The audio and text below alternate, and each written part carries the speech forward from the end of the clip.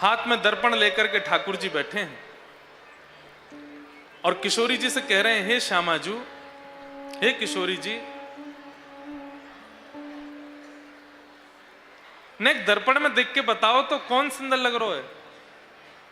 थोड़ी इनकी आवाज इधर दो। ठाकुर जी हाथ में दर्पण लेकर के बैठे हैं और किशोरी जी से पूछ रहे हैं, हे श्यामाजू, ये बताओ दोनों में कौन ज्यादा सुंदर है, आप की मैं। किशोरी जी भी छेड़ रही हैं ठाकुर जी को, दर्पण में देख करके बोली, हमसे कहो, हमसे पूछ रहे हो? बोले हाँ। तुम ही क्यों ना देखो, हम गोरी तुम श्याम बिहारी, हम गोरी तुम श्याम बिहारी। मेरो मुख जैसे चंद उजियारो, मेरो मुख जैसे चंद उजियारो, तुमरो मुख जैसे रैन अंधियारी, तुमरो मुख जैसे रैन अंधियारी। तेरो मुख नीको की मेरो श्यामा प्यारी। क्या बोली?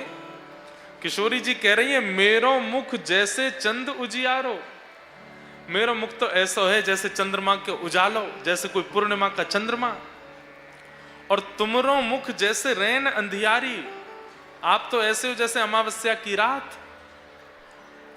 अब इसमें क्या पूछ रहे हो आप, कौन ज्यादा सुंदर है? यही है फर्क। ठाकुर जी रूठ गए और रूठ करके बोले, हे किशोरी जी, आप अपने आप को पूर्णिमा को चंद्रमा कह रही हो और मुंह को अमावस्या की रात्रि कह रही हो। किशोरी जी बोली, तो कहां गलत कह रही हूं? ठाकुर जी बोले, तो फिर याद रखियो। बोले कहा, चंद्रमा भी तभी सुंदर लगे जब अंधेरो होवे, जब अंधेरो ना होवे तो चंद्रमा ना बढ़िया लगे। हे श्यामाजू, आपको मुख भी हमारे चमक रहा है क्योंकि मैं हूं बगल में। यदि हम श्याम लला की जगह गौर लला होते ना तो आपको कोई ना देख रहा हो, तो सबरे मुझे देख रहे होते। नाराज हो गए ठाकुर जी किशोरी जी से। हमको कालो कह रही हैं, हमको कारिया कह रही हैं। आहा, अब किशोरी जी मना रही हैं उनको। बहुत सुंदर पद है, मुझे बहुत प्रिय लगता है ये पद, पर ज्यादा नहीं गाएंगे, एक पंक्ति सुनाते हैं। तेरो नयन में मोटो मोटो कजरा, तेरो नयन में मोटो मोटो कजरा। हे श्याम सुंदर, आपके नेत्रों में तो कैसा मोटा मोटा काजल लगा है, लेकिन हमारे नेत्रों में देखो आपको काजल दिखाई दे रहा है। ठाकुर जी बोले, नहीं हमको तो नहीं, हमको आपके नेत्रों में काजल नहीं है। बोले क्यों? मैं काजल क्यों नहीं लगाती? किशोरी जी कभी कभी काजल लगा मैं, रोज ना लगा मैं। क्यों?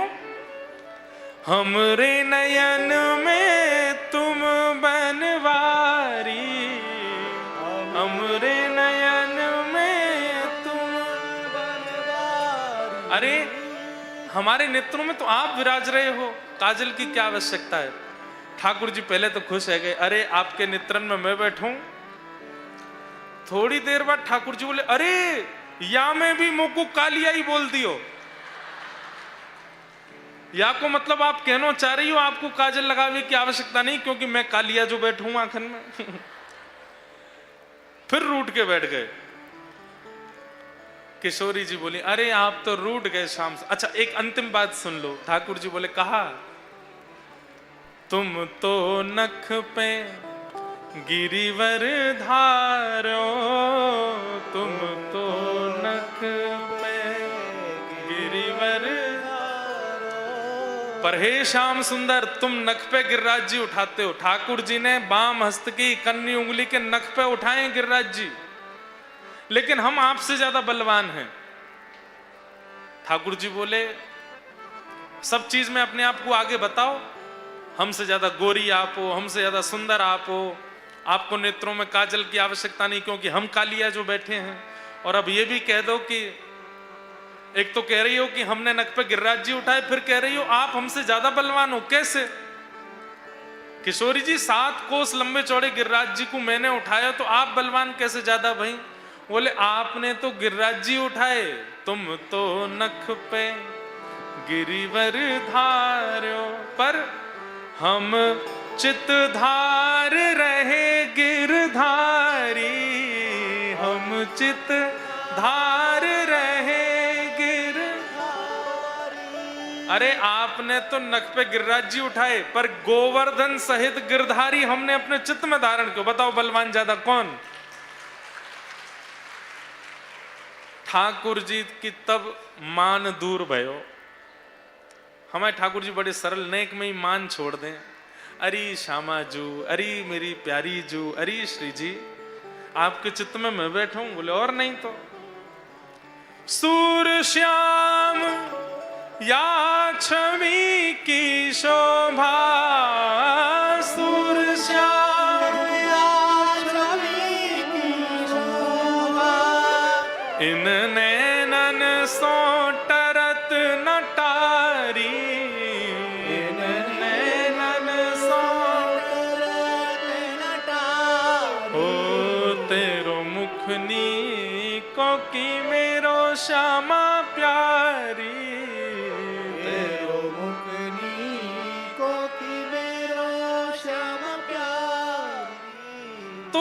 ये पद हमने व्रज का भाव सुना दिया। संभवतः कथाओं में व्रज के ज्यादा ऐसे प्रसंग जहां बहुत भीड़ होती है वहां मैं कम सुनाता हूं, क्योंकि ये बड़े मधुर रस के भाव है ना ठाकुर जी के। लोग पता नहीं किस रूप में सुनेंगे, पर ये पद गाया क्यों? सत्यम।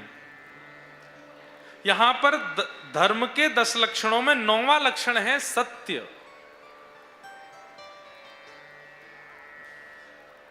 तान पुराने कम करो, पर सत्य बोलना कैसे चाहिए? बोले प्रियम ब्रूयात, सत्य बोलो पर प्रेम से लता पता बोलो। ऐसे स्पष्ट किसी के मुंह पर ऐसे नहीं बोल देना चाहिए कि बेचारे के हृदय को ठेस पहुंच जाए, उसको बुरा लग जाए, उसको कष्ट हो जाए, ऐसा नहीं बोलना चाहिए। सत्यम ब्रूयात पर प्रियम ब्रूयात, प्रिय सत्य बोलो। आपको अगर किसी में दोष दिख जाए तो उस व्यक्ति से बोलो भैया एक बार जब आप फ्री हो जाओ ना, एक बार हमसे बात कर लेना।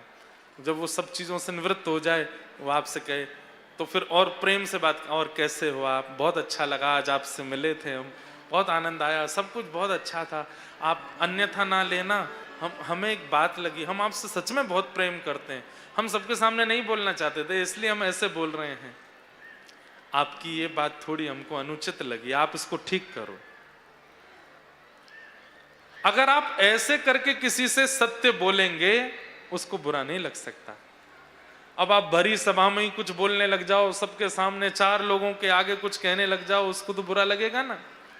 सत्य बोलना है पर प्रिय सत्य बोलना। सत्यम ब्रूयात प्रियम ब्रूयात। कई लोग होते हैं, उन लोगों का ऐसा स्वभाव होता है, वो बोलते हैं भैया हम तो बहुत स्ट्रेट फॉरवर्ड हैं, जो है मुंह पे बोल देते हैं, हम मन में कुछ नहीं रखते, सब मुंह पे बोल देते हैं। कई लोगों के नए घरों में जाते भी हम तो वो बोल दे, हमारे महाराज जी दादाजी आपसे मिलने आएंगे, मैं तो वो थोड़े ना ऐसे बोल जाते हैं, थोड़ा स्पष्ट बोल देते हैं, आप थोड़ा सा बुरा नहीं मानना अगर कुछ बोल दें तो। हमें ऐसे लोगों से थोड़ी समझाने का हमारा मन करता है। ये स्पष्ट बोलना स्वभाव नहीं होता, स्पष्ट बोलना किसी का स्वभाव नहीं होता, ये आदत बनाई जाती है। व्यक्ति बना लेता है इस आदत को कि मैं सबके सामने स्पष्ट बोल दूंगा, नहीं, ये अधर्म का स्वरूप है। स्पष्ट बोलिए लेकिन प्रिय होकर के बोलिए, प्रेम में भर कर के बोलिए। न ब्रूयात अप्रियम, अप्रिय सत्य नहीं बोलना चाहिए। आप किसी की कन्या देखने के लिए गए अपने पुत्र के लिए, अब उनकी कन्या है सर्वगुण संपन्न सब कुछ, लेकिन किसी कारण से आपके यहां से संबंध नहीं हो पा रहा, तो कई लोग क्या करते हैं कि दोष कन्या में बता करके और संबंध को फिर रोक देते हैं। ऐसा नहीं करना चाहिए। हर प्रकार की बातों में हम आपसे लागू करवाना चाहते हैं कि सत्य बोलो, लेकिन अप्रिय सत्य मत बोलो, प्रिय सत्य बोलो। और अंतिम लक्षण धर्म का क्या है? अक्रोध, क्रोध ना करना, अक्रोध।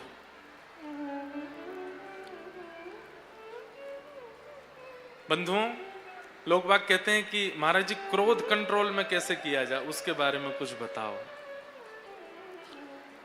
जिन लोगों को बार बार गुस्सा आता है, हर छोटी छोटी बात पर क्रोध आ जाता है, शास्त्रों में ऐसी आज्ञा है कि 7 लक्षण हैं नरक जाने वालों के, उनमें से एक लक्षण यही है, बात बात पर जिनको क्रोध आता है। अत्यंत क्रोध, कटुकाच वाणी, दरिद्रताम च, स्वजनेषु वैरम, नीच प्रसंग, कुलहीन सेवा, चिन्हानि देहे नरकम गतानाम। ये उन लोगों के लक्षण हैं जो नरक जाते हैं। उनमें सबसे पहला लक्षण क्या है? ध्यान से सुनो। जैसे हम किसी विदेश में जाते हैं तो वहां का वीजा लगवाना पड़ता है, और जब वहां पहुंचते हैं तो इमिग्रेशन देना पड़ता है। तो फिर ऑफिसर पूछता है आप क्यों आए हो, कितने दिन रुकोगे, कहां जाओगे, कहां रहोगे। लेकिन ऐसा हमारे शास्त्र कह रहे हैं कि जिनमें ये लक्षण हैं उन लोगों को नरक में बिना पूछताछ के बुला लिया जाएगा, सीधे पूछताछ भी नहीं करी जाएगी। नहीं तो नरक जाने वालों से भी पूछा जाता है क्यों आए हो नरक में, तुमने ऐसा क्या कर दिया, तुमने ऐसा क्या किया। पर जिनमें ये लक्षण है उनसे पूछा भी नहीं जाएगा। कौन कौन से लक्षण? सबसे पहला लक्षण अत्यंत कोप, भयंकर गुस्सा। बात बात पर गुस्सा आता है, छोटी छोटी बात पर नाराज हो जाते हैं, इतना नाराज होते हैं कि कलेश कर देते हैं। कटुकाच वाणी, जो अपनी वाणी से कड़वा बोलते हैं, किसी को बुरा लगे भला लगे बोल देते हैं। कटुकाच वाणी, इनको भी नरक जाना पड़ता है। दरिद्रताम च, जो अपने जीवन में प्राप्त होने वाली वस्तुओं से संतुष्ट नहीं है। ठाकुर जी ने खूब दिया है, सब कुछ दिया है, लेकिन फिर भी असंतुष्ट रहते हैं, ऐसे लोग भी नरक जाएंगे। अत्यंत कोप, कटुकाच वाणी, दरिद्रताम च, स्वजनेषु वैरम, जो अपनों से ही बैर मानते हैं और अपने भला चाहने वालों से ही बैर रखते हैं। माता से बैर, पिता से बैर, गुरु से बैर, भाई से बैर, बहनों से बैर, सब परिवार के लोगों से जो बैर मानते हैं उनको भी नरक जाना पड़ता है। अत्यंत कोप, कटुकाच वाणी, दरिद्रताम च, स्वजनेषु वैरम, नीच प्रसंग। बहुत ध्यान से सुनिएगा। खुद गलत नहीं खाते, खुद गलत नहीं पीते, खुद कुछ भी गलत नहीं करते, लेकिन जो गलत खाते हैं, गलत पीते हैं, गलत करते हैं, उनका संग जो करते हैं उनको भी नरक जाना पड़ता है।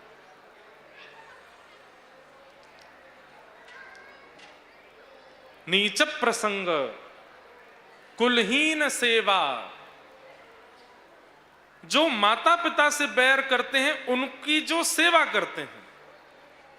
माता पिता को घर से निकाल दिया, या माता पिता को वृद्धाश्रम में छोड़ दिया, या माता पिता के प्रति या परिवारी जनों के प्रति दुर्व्यवहार करने वालों का जो उनकी सेवा करते हैं, बहुत अच्छा है, बहुत अच्छा, तुम तो करो, ऐसे ही करो, बढ़िया है, वो भी नरक में जाते हैं।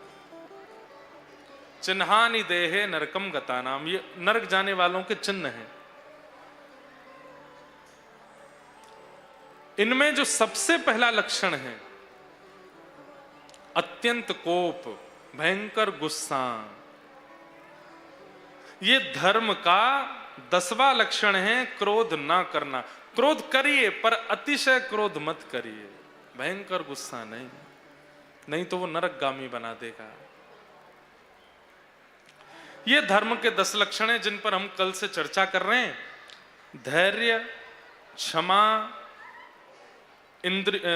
दम, अस्तेयम चोरी ना करना, पवित्रता, इंद्रिय निग्रह, धी, विद्या, सत्यम, अक्रोध, ये 10 लक्षण हैं। इन 10 लक्षणों का पालन करने वाला गुरु आश्रित, भगवद आश्रित माना जाता है।